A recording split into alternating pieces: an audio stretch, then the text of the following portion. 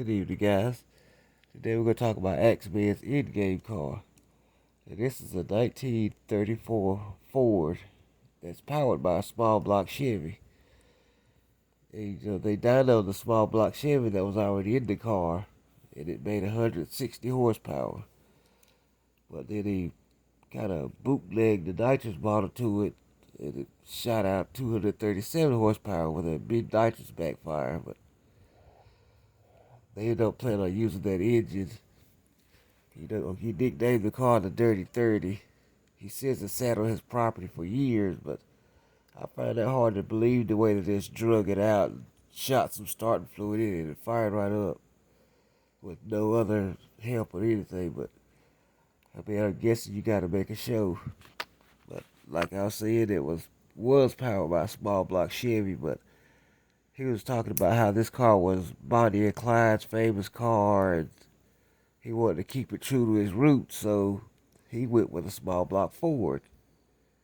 And I think it came out to be 347 cubic inches with a man of war block, aftermarket block, Interrock Super Victor intake, aluminum heads. I mean, it's a really nice looking piece.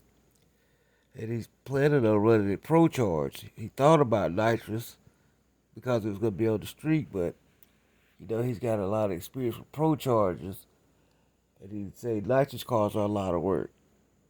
So he runs a small block Ford Pro Charge. And they heavily reinforced the frame because the frame was kind of rusty.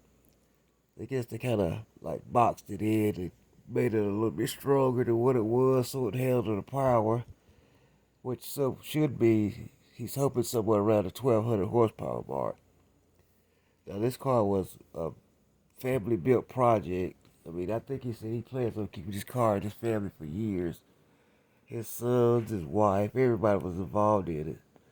I mean, hell, I think his son put the pistons in it.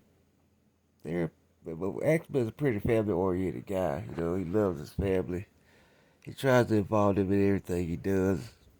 And it shows. You can tell they're a loving family. And this car is just another piece of their family. I think this car is going to be fast on the end game. It's some heavy competition coming out, but Axeman's always been fast. I mean, I ain't never seen Axeman slow. And this Ford, it probably doesn't weigh as much as people think, but it should make some noise. Just keep a lookout on it for the show. Thank you guys. Please subscribe.